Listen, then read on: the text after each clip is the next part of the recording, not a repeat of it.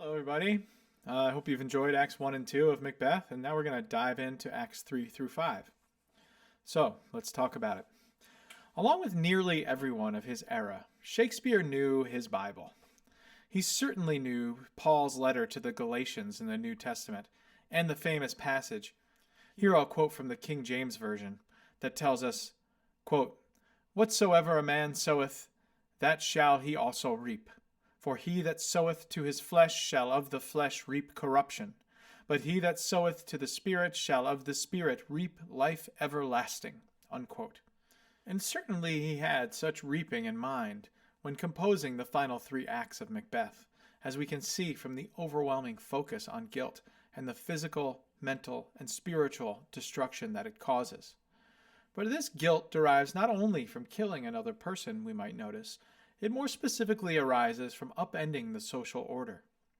Of course, the physical destruction comes in a number of forms, most obviously in the deaths of Macbeth and Lady Macbeth, Macbeth slain by Macduff, and Lady Macbeth apparently a suicide.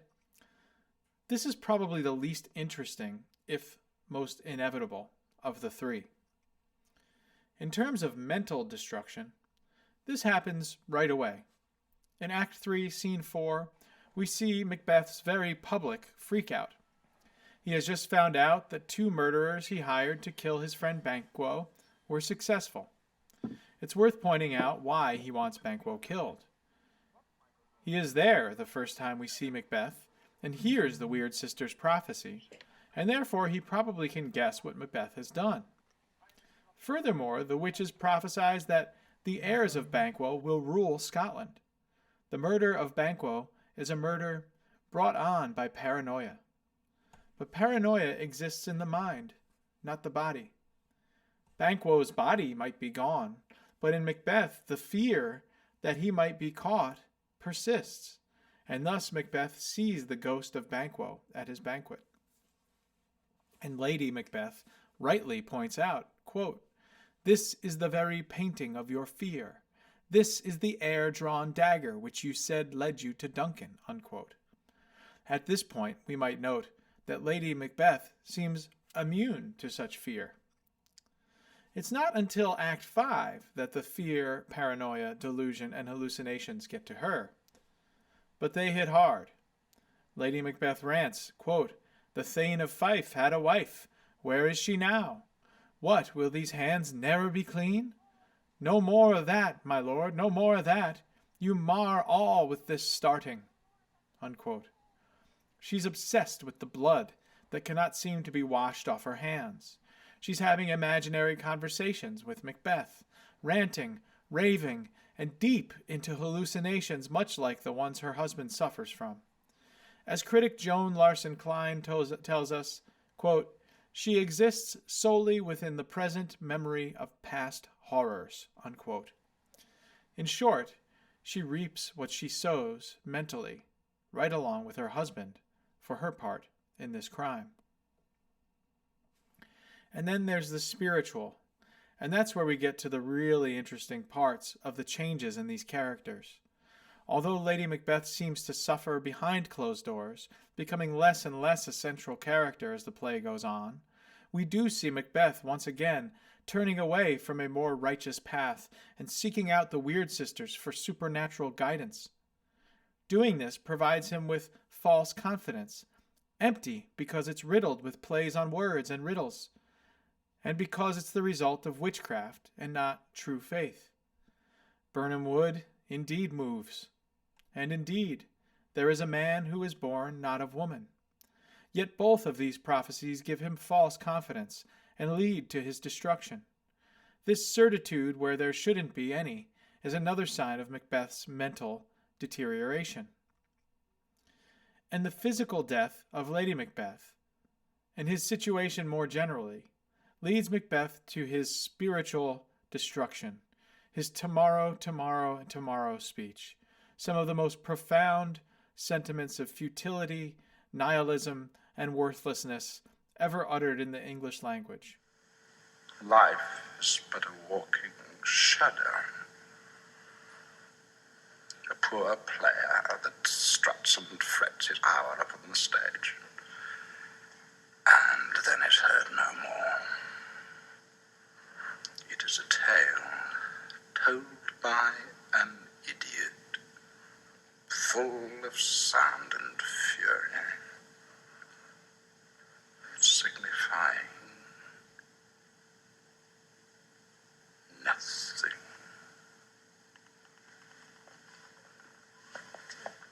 As Macbeth utters these words, we, his audience, are shown the results. What is reaped, in other words, by turning our backs on custom, authority, by killing the guest of our own home, we kill the meaning of life. By killing our kings, we kill the God in ourselves, and we annihilate love, order, and purpose. Indeed, when Macbeth physically dies, it's fair to say that he had already died. I want to emphasize, however, that killing is not the crime here.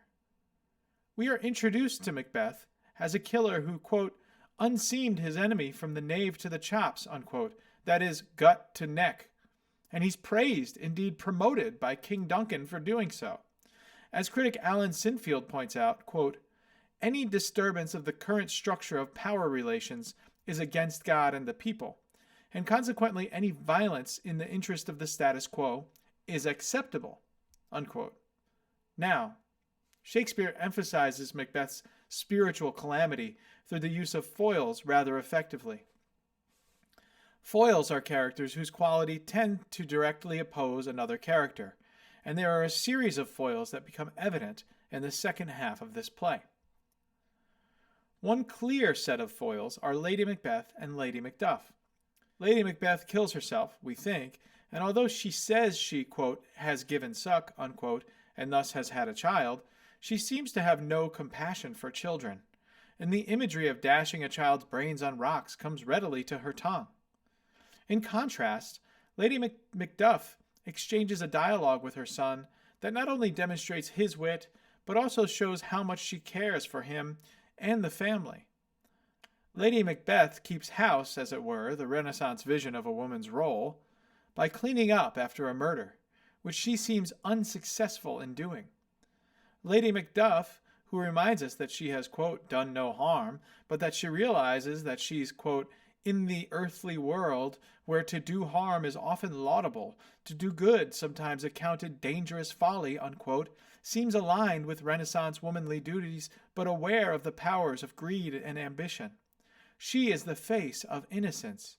Recognize also how her words resemble and reflect both those of Macbeth and the Weird Sisters, who say in Act 1, Scene 1 that, quote, fair is foul and foul is fair, unquote. In other words, good is bad. Macbeth echoes this in his first lines, talking about the weather.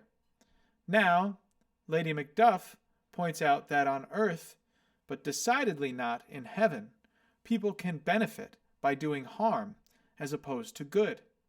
But she knows and claims right before she dies that she will also get to reap what she has sown in the afterlife, and she can die without the burden of guilt that plagues Lady Macbeth. Following from this, for Macbeth, our impulse might make us think that his foil is Macduff, his killer. But I think there's a strong argument to be made that Malcolm is the true foil for Macbeth. Malcolm will take over the throne when Macbeth dies, and the speech that ends the play, in parts, directly counteracts Macbeth's tomorrow, tomorrow, and tomorrow speech. Just to take a snippet, let's look. What needful else that calls upon us, by the grace of grace, we will perform in measure, time, and place. So, thanks to all at once and to each one. Unquote. First, he's got the double grace, by the grace of grace. As opposed to working outside of grace, that is, sinfully, he requests that grace move the future kingdom. And not in a haphazard way, but rather an orderly and measured way. That is, Malcolm wants to put forward a society that moves in harmony with God and develops according to a clear hierarchy of spirit, where virtue rules. These values are what give value to life. They are what allow us to fight against the meaninglessness in Macbeth's famous speech. Even if Macbeth's speech is flashier and may be a more effective use of language and metaphor, Malcolm gives a roadmap for salvation. And of course, he ends in gratitude, which, by the way, is also the gratitude for the audience, which rather significantly included in Shakespeare's first showing, King James, a likely proponent of maintaining the social order. Further, in Act 4, Scene 3, as Malcolm and Macduff converse about the potential crowning of Malcolm, Malcolm shows a streak of self-deprecation. He castigates himself for all his folly. He shows himself as acutely self-aware of his flaws. This is a kind of confession, one that Macbeth never makes, unless we count his wavering in Act 1, which Lady Macbeth helps him push through. But in his self-questioning, Malcolm shows that he's aware enough to second-guess his own first impressions and animal motives. We cannot correct our bad actions without rooting out the evil impulses within us. Act 4, Scene 3 seems to suggest. Malcolm lists all the virtues that might befit a king. That shows us at the very least that he knows them. Quote, "But I have none, the king becoming graces, as justice, verity, temperance, stableness, bounty, perseverance, mercy, lowliness, devotion, patience, courage, fortitude. I have no relish of them, but abound in the division of each several crime, acting it in many ways. Nay, had I power, I should pour the sweet milk of concord into hell, uproar the universal peace, confound all unity on earth." So Malcolm, describing himself, effectively describes Macbeth. Notice the undertaking of overthrowing the social order involved in Malcolm's words. He even brings in some imagery from Act 1. Note the, quote, "sweet milk of concord," unquote. Malcolm goes on to catalog his lust. I grant him bloody, luxurious, avaricious, false, deceitful, sudden, malicious, smacking of every sin that has a name. But there's no bottom, none, in my voluptuousness, unquote. After this self-roast, he suddenly frees himself from the desire, interestingly from a point of humility, something Macbeth clearly lacks, saying, quote, "What I am truly is thine and my poor country's to command," unquote. In other words, the exact opposite of Macbeth, who acts out of ambition and self-interest. It leads to a fascinating and potentially uncomfortable question, though. Who do we like more? Who are we rooting for in this play?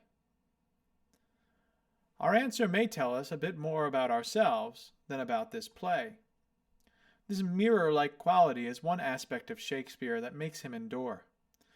As we continue to read him, we see that he provides so few answers, but so many questions, and in order to know ourselves more fully, we come to our own conclusions.